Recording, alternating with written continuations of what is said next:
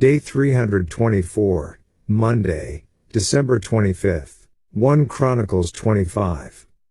1 Chronicles 25 1-31 NKJV. Moreover, David and the captains of the army separated for the service some of the sons of Asaph, of Heman, and of Jeduthun, who should prophesy with harps, stringed instruments, and cymbals. And the number of the skilled men performing their service was, of the sons of Asaph, Zaccur, Joseph, Nethaniah, and Asherelah. The sons of Asaph were under the direction of Asaph, who prophesied according to the order of the king.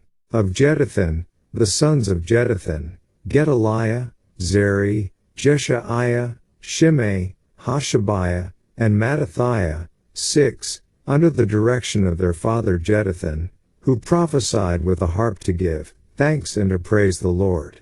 Of Heman, the sons of Heman, Bechiah, Mattaniah, Uzziel, Shabuel, Jeremoth, Hananiah, Hanani, Eliathah, Gedalti, Romamtiezer, Joshbekashah, Malathi, Hathir, and Mahazioth. All these were the sons of Heman the king's seer in the words of God, to exalt his horn.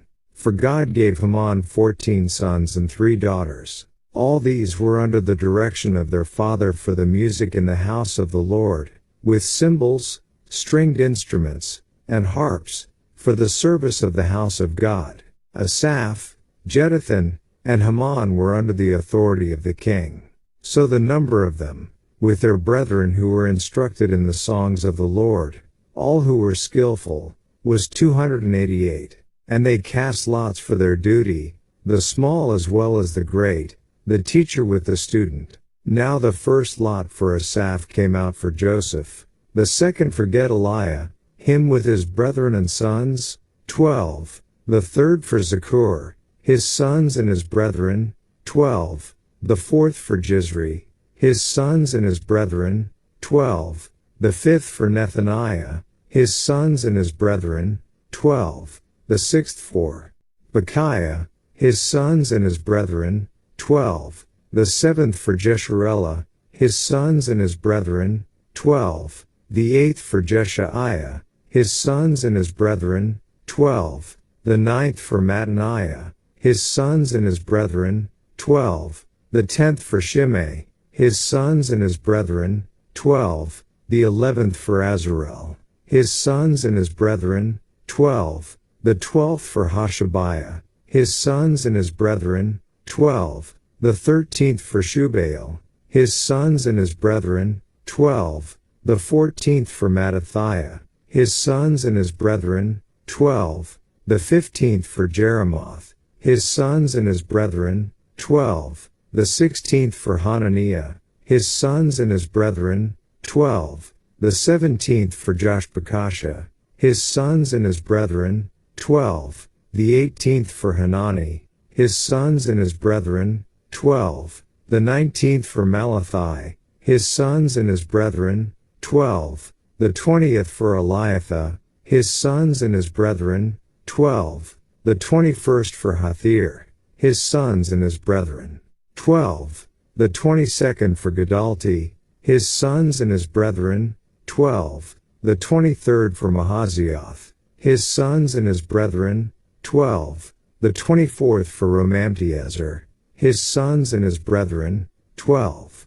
Daily Deep Dive. The UCG reading program states, David has a particular interest in the group of Levites assigned to be musicians. He is a musician himself. See 1 Samuel 16:16-23, a maker or perhaps even inventor of musical instruments.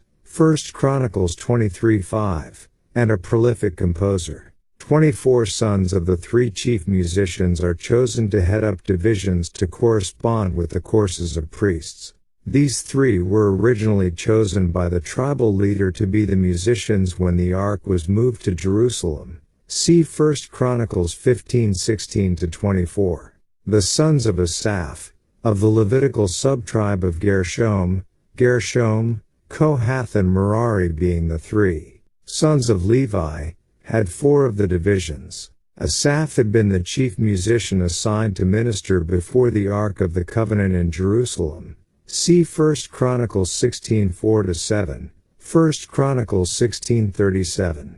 He, too, composed psalms, with 12 of them bearing his name, Psalms 50, 73-83. The sons of Jeduthun, of the subtribe of Merari, had 6 divisions. Jeduthun is known as Ethan in many scriptures and, along with Haman, served at the tabernacle in Gibeon while the ark was in Jerusalem.